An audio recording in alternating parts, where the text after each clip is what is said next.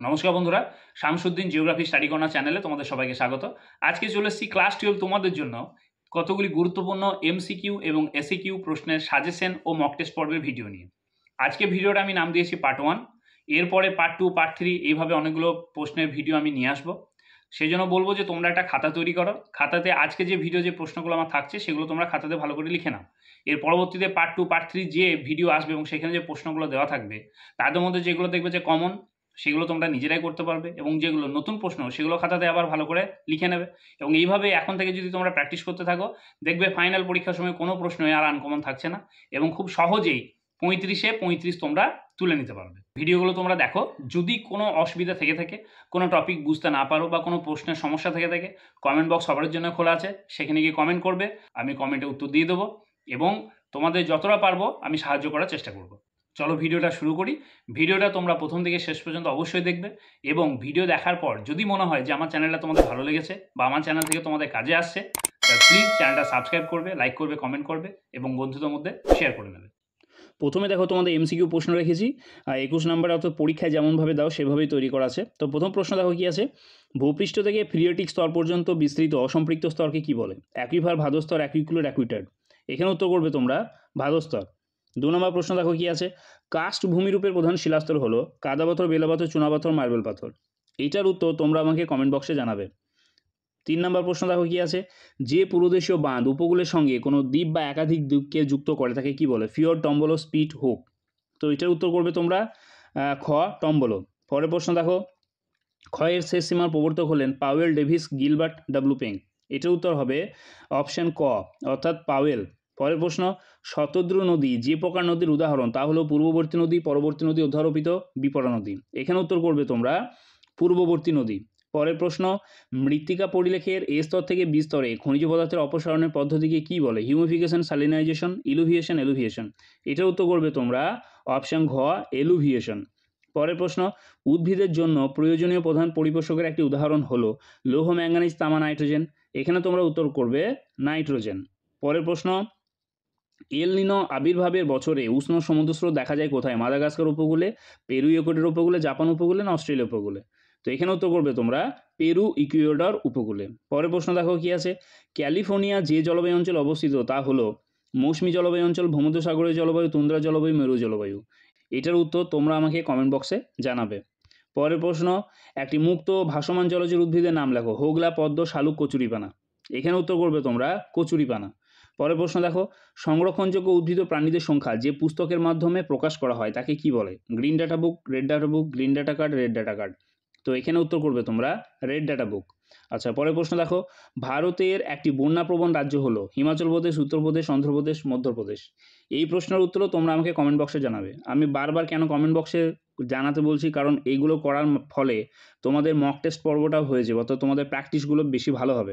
আর এখন যত বেশি প্র্যাকটিস করবে তত তোমাদের ভালো রেজাল্ট তৈরি হবে। আচ্ছা, পরের প্রশ্ন দেখো, পেশাদার পরামর্শদান যে অর্থনৈতিক ক্রিয়াকলাপের উদাহরণ তা হলো টার্সিয়ারি, কুইনারি, কোয়াটার্নারি। এগুলি কোনোটিই নয়। তো এখানে উত্তর করবে তোমরা কুইনারি ক্রিয়াকলাপ।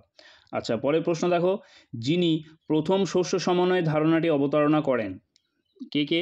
Weber, Weaver, von Thunen, Zimmermann. এখানে উত্তর করবে তোমরা উইভার।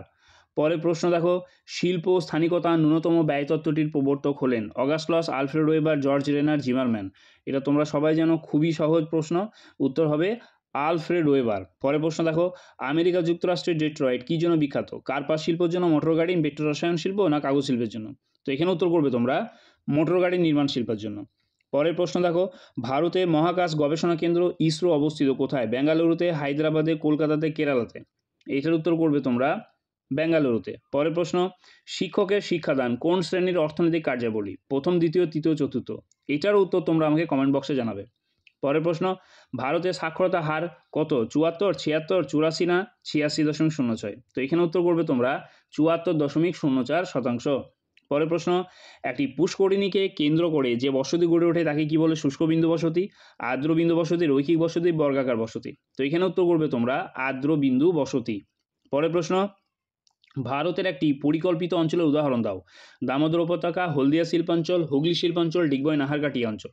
এখানে উত্তর করবে তোমরা দামোদর উপত্যকা অঞ্চল। পরের প্রশ্ন দেখো, একোন্নত গঠনযুক্ত ভূমিভাগে কোন ধরনের নদী নকশা গড়ে ওঠে? কেন্দ্রবিমুখ, জাফরিরূপী, অঙ্গুরীয় নদী নকশা না কেন্দ্রমুখী নদী নকশা? এখানে উত্তর তোমরা আমাকে কমেন্ট বক্সে জানাবে। যদি যেগুলো তোমরা পারবে না তার উত্তর আমি কমেন্ট বক্সে সবাইকে দিয়ে দেবো, কিন্তু প্রথমে তোমরা আগে চেষ্টা করো, না পারলে তারপর আমি বলে দেবো। পরের প্রশ্ন দেখো, ডাল উৎপাদনে ভারতে প্রথম স্থান অধিকার করেছিল কোন রাজ্যটি? মহারাষ্ট্র, মধ্যপ্রদেশ, উত্তরপ্রদেশ, রাজস্থান। তো এখানে উত্তর করবে তোমরা মধ্যপ্রদেশ। আচ্ছা, এরপরে দেখো আরম্ভ হচ্ছে এসিকিউ। এসিকিউ ঠিক যেমন 14 নম্বর প্রশ্ন থাকে, অর্থাৎ সেইভাবে প্রশ্নগুলো দেওয়া আছে। তো প্রথম প্রশ্ন হচ্ছে দেখো, মরু অঞ্চলে ভৌমজলের পরিমাণ কম হওয়ার কারণ কি? মরু অঞ্চলে দেখো বৃষ্টিপাতের পরিমাণ হচ্ছে কম, কিন্তু বাষ্পীভবনের মাত্রা বেশি। এবার যখন বাষ্পীভবনের মাত্রা বেশি হয় কি হয় না, কৌশিক প্রক্রিয়ায় জল মাটি নিচে থেকে উপরে উঠে চলে আসে এবং বাষ্পীভূত হয়ে যায়। ঠিক আছে, তাহলে উত্তর তোমরা লিখবে যে বাষ্পীভবনের মাত্রা বেশি কিন্তু বৃষ্টিপাতের পরিমাণ কম হওয়ার জন্য মরু অঞ্চলে ভৌমজলের পরিমাণ কম হয়। আচ্ছা, পরের প্রশ্ন দেখো কি আছে, বিশ্বের দীর্ঘতম চুনাপাথরের গুহার নাম লেখো। এটার উত্তর করবে তোমরা ম্যামথ। কিন্তু যদি এই প্রশ্নটা একটু ঘুরিয়ে বা অন্যরকম আসতো, অর্থাৎ বিশ্বের গভীরতম চুনাপাথরের গুহার নাম কি, তাহলে তার উত্তর কি হতো? সেটার উত্তরও কিন্তু তোমাদেরকে আমার করা থাকলো, এর উত্তর তোমরা আমাকে কমেন্ট বক্সে জানাবে। কিন্তু দীর্ঘতম চুনাপাথরের গুহা যখন বলবে তখন হবে ম্যামথ। আর আমার প্রশ্নটা হচ্ছে গভীরতম চুনাপাথরের গুহার নাম কি, এর উত্তর আমাকে কমেন্ট বক্সে দেবে। পরের প্রশ্ন দেখো, রিয়া উপকূল কাকে বলে? আগে যে ভিডিওগুলো আমি দিয়েছি সেখানে অনেক জায়গাতে রিয়া উপকূল দেওয়া আছে, তবুও আমি বলে দিচ্ছি, যারা যারা ভিডিওগুলো দেখোনি এই ভিডিওটা দেখে তারা উত্তরটা করে নেওয়ার চেষ্টা করবে। রিয়া উপকূল লিখবে যে নদী উপত্যকা সমুদ্রে জলে নিমজ্জিত হলে তাকে রিয়া উপকূল বলে। যেমন উদাহরণ হবে ভারতের কোঙ্কণ উপকূল। পরের প্রশ্ন দেখো, পিটসবার্গ কোন শিল্পের জন্য বিখ্যাত? উত্তর হবে লৌহ ইস্পাত শিল্প। পরের প্রশ্ন দেখো, হিউমিফিকেশন কাকে বলে? উত্তর লিখবে উদ্ভিদ ও প্রাণীজাতীয় পদার্থের জীবাণু দ্বারা বিয়োজিত হয়ে মাটিতে হিউমাস সৃষ্টির প্রক্রিয়াকেই হিউমিফিকেশন বলা হয়। পরের প্রশ্ন দেখো, অনুগামী নদী কাকে বলে? তাহলে অনুগামী নদী লিখবে যে ভূমির প্রাথমিক ঢাল অনুসারে যে সমস্ত নদী প্রবাহিত হয় তাকেই বলা হয়ে থাকে অনুগামী নদী। আচ্ছা, পরের প্রশ্ন দেখো কি আছে, ক্ষয়প্রাপ্ত গম্বুজের চারপাশে বলয়ের মতো বেষ্টনকারী নদী নকশাকে কি বলে? এটার উত্তর তোমরা আমাকে কমেন্ট বক্সে জানাবে। পরের প্রশ্ন দেখো, শারীরবৃত্তীয় শুষ্ক মৃত্তিকা বলতে কি বোঝো, অর্থাৎ কাকে বলে? কি লিখবে যে মাটিতে পর্যাপ্ত জল থাকা সত্ত্বেও অতিরিক্ত লবণতার কারণে যখন উদ্ভিদ মাটি থেকে ওই জল গ্রহণ করতে পারে না তাকে শারীরবৃত্তীয় শুষ্ক মৃত্তিকা বলে।